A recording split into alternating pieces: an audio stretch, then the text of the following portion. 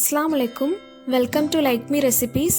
இன்றைக்கி நம்ம சேனலில் சிம்பிள் அண்ட் கிறிஸ்பியான அரிசி மாவு பக்கோடா தான் பார்க்க போகிறோம். வாங்க இப்போ இதை எப்படி செய்கிறதுன்னு பார்க்கலாம். அதுக்கு ஒரு கப் அரிசி மாவு எடுத்துக்கோங்க. இது கூட பொடியாக நறுக்குன ஒரு மீடியம் சைஸ் வெங்காயம் எடுத்துக்கோங்க. அப்புறம் ஒரு 1/4 கப் போல் துருவின தேங்காய்,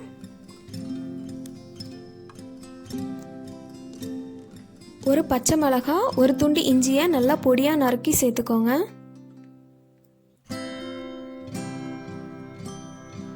இது கூடவே ஒரு 1/4 டீஸ்பூன் மஞ்சள் தூள்,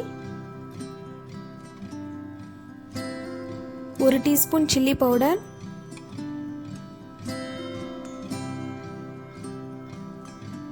கொஞ்சமாக உப்பு, 1/4 டீஸ்பூன் பெருங்காயத்தூள், அப்புறம் 1 டீஸ்பூன் பெப்பர் பவுடர். இது எல்லாத்தையும் சேர்த்ததுக்கு அப்புறமா நல்லா மிக்ஸ் பண்ணி எடுத்துக்கோங்க.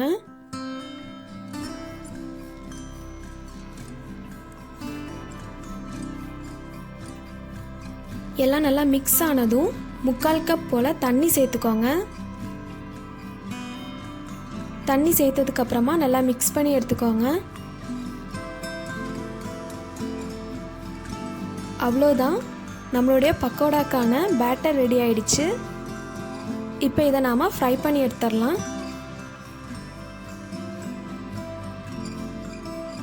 ஒரு கடாயில் ஃப்ரை பண்ணுறதுக்கு தேவையான அளவுக்கு எண்ணெய் சேர்த்துக்கோங்க. எண்ணெய் சேர்த்ததுக்கப்புறமா எண்ணெய் நல்லா சூடானதும் நம்ம ஃப்ரை பண்ணி எடுத்துடலாம். எண்ணெய் நல்லா சூடாயிடுச்சு. இப்போ ஃப்ரை பண்ணிடலாம். கொஞ்சமாக இந்த மாதிரி கையில் எடுத்து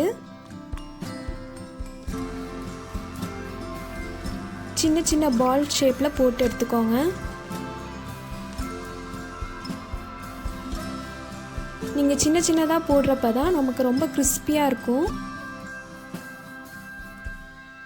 ஃப்ரை பண்ணுறப்ப அடுப்பை மீடியம் ஃப்ளேமில் வச்சு ஃப்ரை பண்ணி எடுத்துக்கோங்க.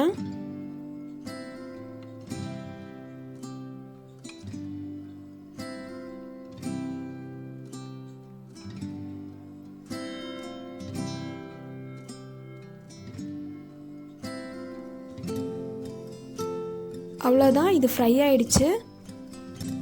இப்போ இதை எடுத்துடலாம்.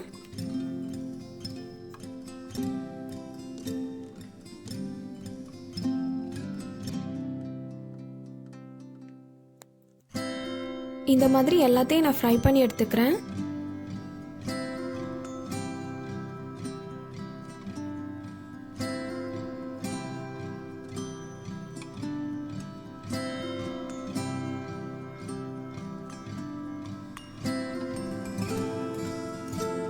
எல்லாத்தையும் நான் ஃப்ரை பண்ணி எடுத்துக்கிட்டேன்.